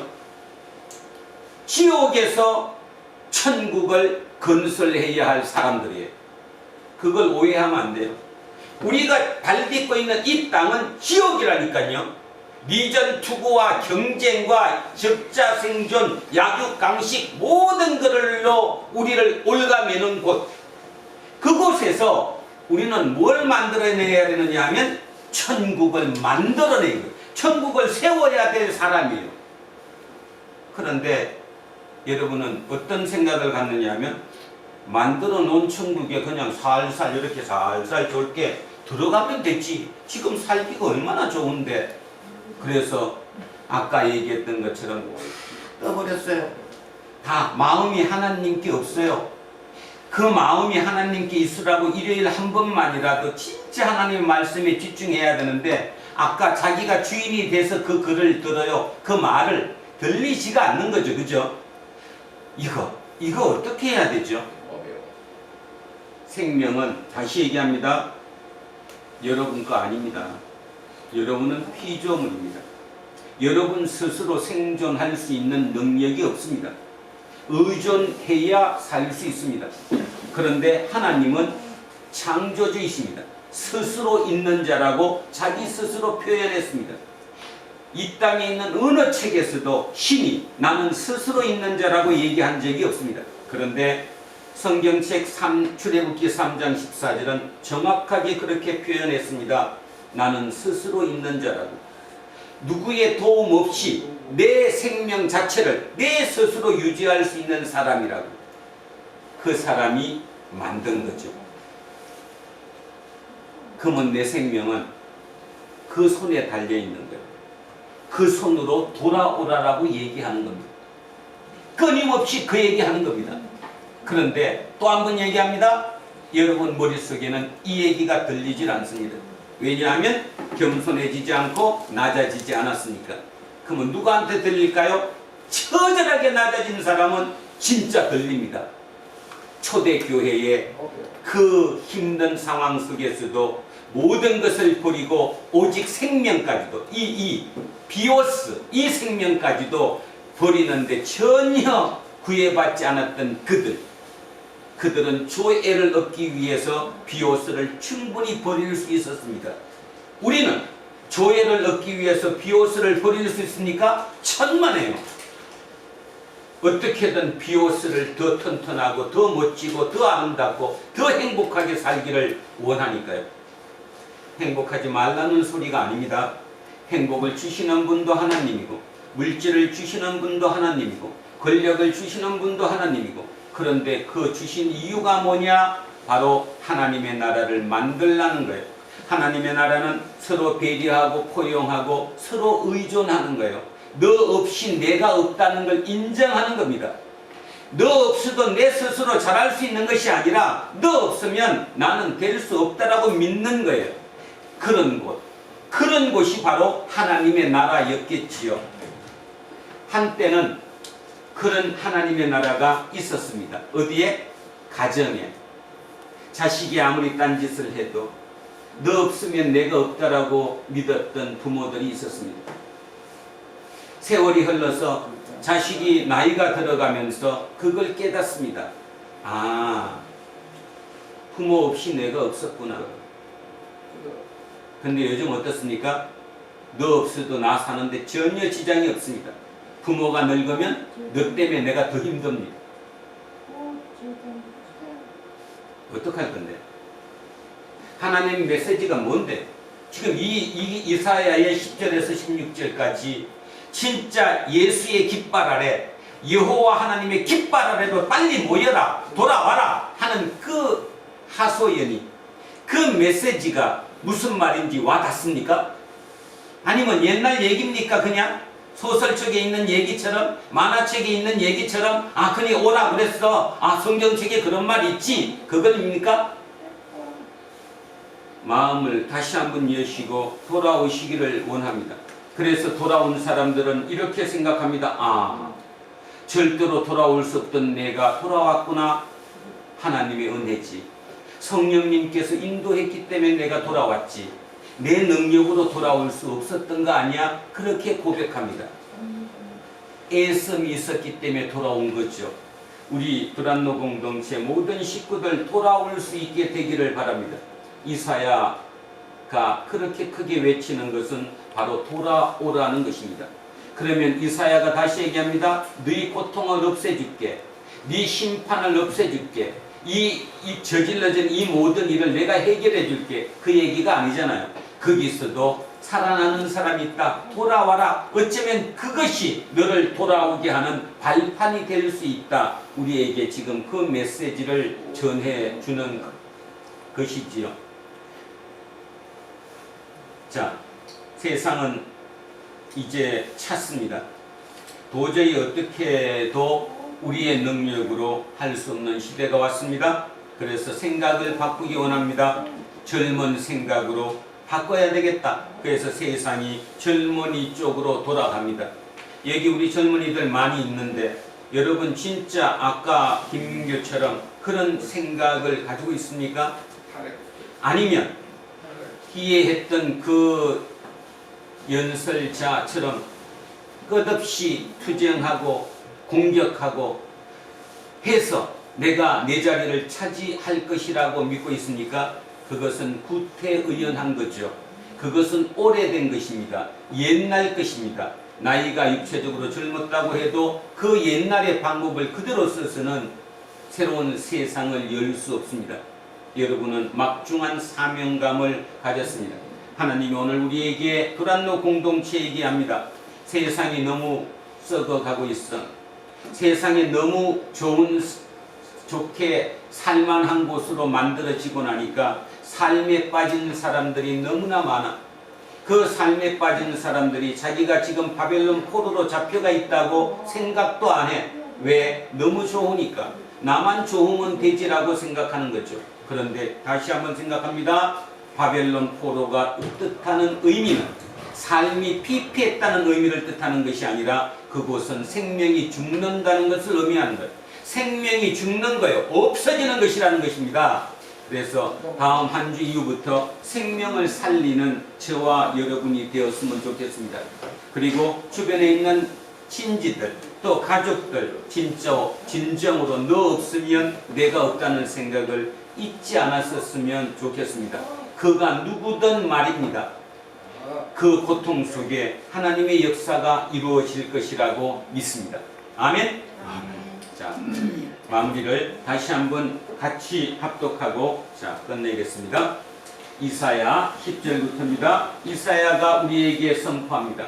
너무나 삶이 힘들었습니다. 이사야 2700년 이때로 돌아가도 이때도 살만한 지주들은 엄청나게 잘 살았습니다. 지난번에 한번 얘기했죠. 예루살렘을 근교로 해서 자꾸 땅이 넓어졌다고 그랬어요. 땅이 자기 거를 만들다가 보니까. 그래서 이쪽과 예루살렘과 변방은 확연하게 구분이 돼 있던, 자, 땅을 뺏긴 사람들은 자꾸 변두리로 변방으로 밀려가고 맙니다. 그들의 삶이 너무 힘듭니다.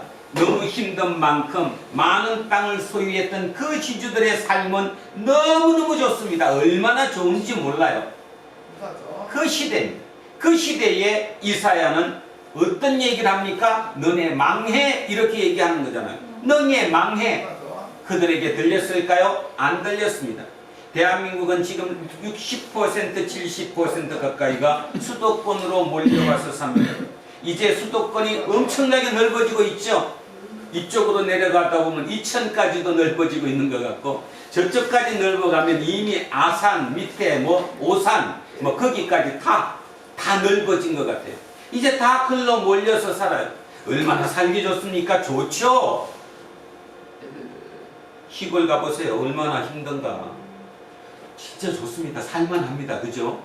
모든 초점이 거기에 쫓겨 있어요. 하나님은 우리에게 얘기하는 거예요. 너네 그렇게 극단적으로 이렇게 되면, 양극화가 되면 너네 결국 망해. 지금이라도 정신 차리고 서로 같이 살라고 해봐. 너는 피조물이야. 저 도움 없이 너는 될 수가 없어. 네 아파트 값 올랐다고? 남이 도움이 있었으니까 올랐지. 네가 그대로 올렸어? 네가 만들었어? 너네 기업 지금 잘 되고 있다고? 코로나인데도 불구하고 우리는 지금 장사가 잘 된다고? 남 때문이야. 내 능력 때문이 아니야. 왜 내 거라고 생각해 그거를? 힘든 저들도 있기 때문에 내가 있다는 걸 왜 못 느끼냐는 거지. 하나님은 오늘 우리에게 그 메시지를 전해주는 것. 이사야의 메시지는 철저하게 그런 메시지입니다. 그리고 결국은 망한다고 얘기합니다. 그래서 뿔뿔이 흩어진다고 얘기합니다. 흩어진 그들을 내가 차후에는 결국 하나로 모을 거다, 이렇게 얘기합니다. 그런데 우리는 역사적인 사실을 압니다. 그들은 나중에 다 돌아오지 않습니다. 돌아오지 않습니다. 거기가 너무 살기 좋기 때문이지요. 그런 것처럼 지금 예수를 믿고 너무 잘 살고 있습니다. 주님의 은혜, 하나님의 은혜를 부러지셨더니 모든 게 좋아졌습니다. 삶도 윤택해졌고요, 가정들도 잘 됐고요, 가족들도 좋아졌습니다. 이제 하나님이 필요 없습니다. 처절하지 않습니다. 절실하지 않습니다. 그 메시지가 이쪽 귀로 들어와서 이쪽 귀로 그냥 흘러나갈 뿐입니다. 그냥 오래된 습관처럼 예배에 참석할 뿐, 실제로 질절한 하나님의 그 절규가 내 속에 전혀 들어오지 않습니다. 저는 진짜 개인적으로 울고 싶습니다. 진짜 울고 싶습니다. 목사가 저렇게 하니까 목사니까 그렇겠지가 아니라, 제가 깊이 들어가면 갈수록, 하나님을 더 알게 되면 될수록 진짜 하나님이 맞습니다. 하나님이 창조주가 맞습니다. 그래야 맞습니다. 그 생명으로 내가 들어가야 맞습니다. 거기에 내 생명이, 내 생각이 완전히 차 있을 때 세상적인 요 조금 사소한 것들은 아무 문제 없습니다. 우울증 안 걸립니다. 진지하게 한 번 더 읽어보셨으면 좋겠습니다. 기도하겠습니다. 살아계신 아버지 하나님, 하나님은 친히 살아계시고 역사하십니다. 어떤 사람들은 얘기하죠. 하나님이 보이면 내가 하나님을 믿겠노라고. 어찌 보면 미련한 얘기일 수 있습니다. 하나님이 우리와 똑같은 존재로 보이는 존재였다면 무엇하러 하나님이 필요하겠습니까? 내가 그 하나님보다 더 뛰어날 수 있는데 말이지요. 우리는 피조물임을 오늘 설교를 통해, 또 하나님의 말씀을 통해 온전히 깨닫습니다. 구구절절 맞습니다. 나는 내 스스로 생명의 근원을 내 속에 갖고 있지 못합니다. 나는 밖에서 내 생명을 유지해야 합니다. 그 도움으로 살아야 합니다. 어느 하나 내 스스로 모든 것을 만들어낼 수 없는 자들입니다. 그런데 알 수 없게 하나님의 형상인 그 창조력이 우리 속에 들어와 있습니다. 그 창조력을 가지고 내가 창조의 성을 쌓습니다. 바벨탑이 높아졌습니다. 높아지고 나니까 내가 주인인 것 같습니다. 내가 창조주인 것 같습니다. 지금 세상은 그런 세상 속에 살아갑니다. 그래서 모두가 하나님을 멀리합니다. 아니, 하나님을 찾지도 않습니다. 그런 세상에 그 이사야의 절규가 우리 속에 들렸으면 참으로 좋겠습니다. 이 지구별은 지금 대혼란 속에 들어갑니다. 이 지구별을 진정시킬 수 있고 이곳에서 새롭게 시작할 수 있는 것, 그 나라는 오직 하나님 나라뿐이라는 것을 진실로 믿습니다.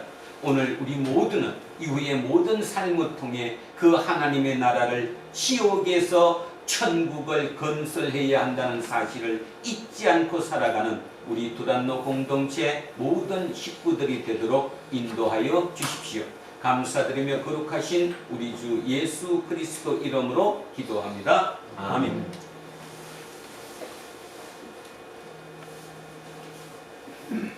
저 높은 곳을 향하여 날마다 나아갑니다.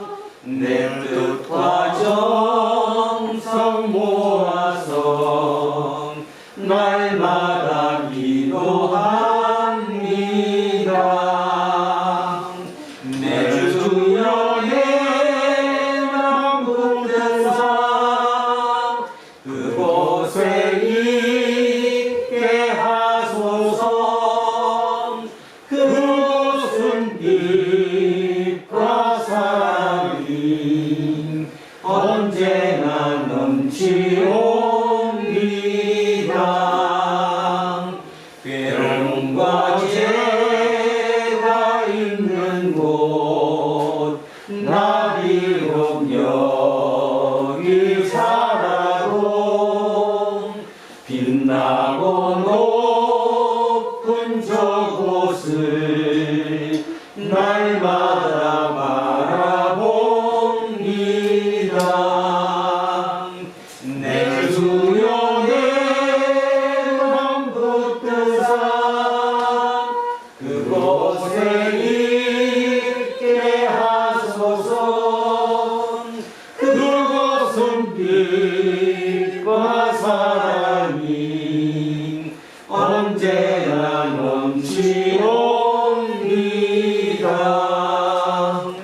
의심의 안개 거치고 근심의 불어오는 곳 기쁘고 참된 평화당 거기만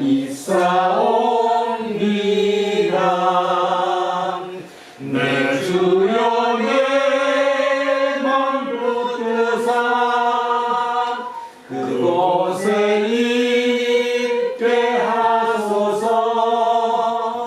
그곳은 빛과 사랑이 언제나 넘치옵니다. 험하고 높은 이 길을 싸우며 나아갑니다. 다시금 기도하오니 내 주여 인도하소서. 내 주여 내 맘 붙드사 그곳에 있게 하소서. 그곳은 빛과 사랑이 언제나 넘치옵니다. 내 주를 따라 올라감 저 높은 곳에 우뚝 선 영원한 복락 누리며 즐거운 노래 부르리. 내 주여 내 맘 붙드사 그곳에 있게 하소서. 그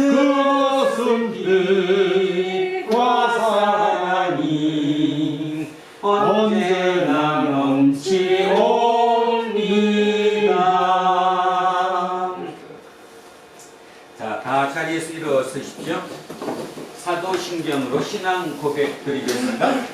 나는 전능하신 아버지 하나님 천지의 창조주를 믿습니다. 나는 그의 유일하신 아들 우리 주 예수 그리스도를 믿습니다.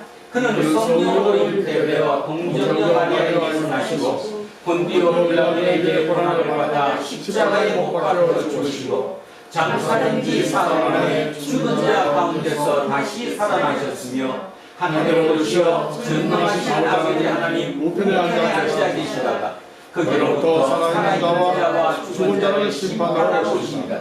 나는 성령을 믿으며 거룩한 공교회와 성도의 교제와 죄를 용서하는 것과 몸의 부활과 영생을 믿습니다. 아멘.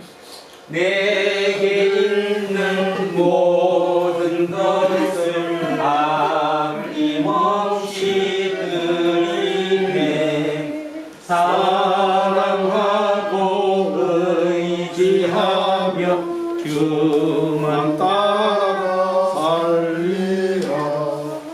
주께 드리네 주께 드리네. 사랑하는 구주 앞에 모두 드리네.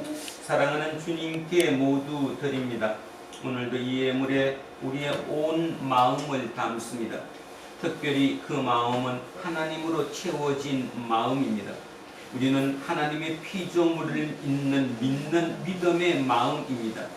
오직 이 땅에 스스로 있는 자는 하나님 외에 아무도 없다는 사실을 믿습니다.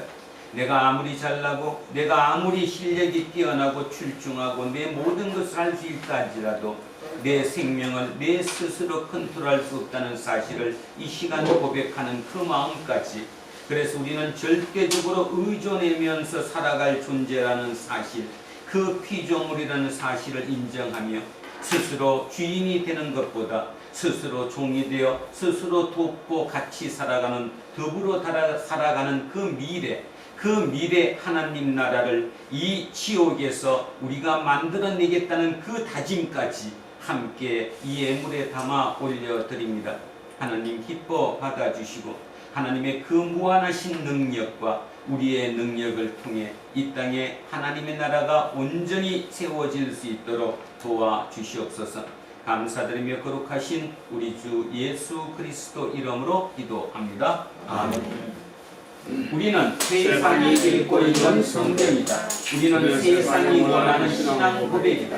우리는 세상이 관심 갖는 설교다. 하늘에 계신 우리 아버지 이름을 거룩하게 하시며 아버지의 나라가 오게 하시며 아버지의 뜻이 하늘에서와 같이 땅에서도 이루어지게 하소서. 오늘 우리에게 일용할 양식을 주시고 우리가 우리에게 잘못한 사람을 용서하여 준 것 같이 우리 죄를 용서하여 주시고 우리를 시험에 빠지지 않게 하시고 악에서 구하소서. 나라와 권능과 영광이 영원히 아버지의 것입니다. 아멘. 오늘 주신 말씀에 새 힘 얻어서 세상으로 나가서 살아갈 때엔 나 혼자 힘으로 늘 부족하오니 주여 나를 도우사 승리하게 하소서. 아멘. 오늘 우리는 세계 교회가 지키는 대림절 셋째 주일에 공동 예배를 드렸습니다. 모든 순서가 끝났으니 이제 하나님이 선물로 주신 각자의 일상으로 흩어지십시오. 비록 일상에서 벌어지는 일들이 만족스럽지 못하더라도 하나님 나라의 백성인 예수쟁이답게 기쁨 충만한 가운데서 사십시오. 특히 악을 악으로 갚지 않도록 최선을 다하십시오. 이제는 우리 주 예수 그리스도의 은혜와 하나님 아버지의 영원하신 사랑과 성령님께서 우리와 함께 하시고 우리를 인도하시니 오늘 이곳에 고개 숙인 우리 모두에게와 우리의 자녀들과 가정 위에 일터와 사업체 위에 그리고 이 나라 이민족 위에 이제로부터 영원토록 함께 하시기를 간절히 축원하옵나이다. 아멘.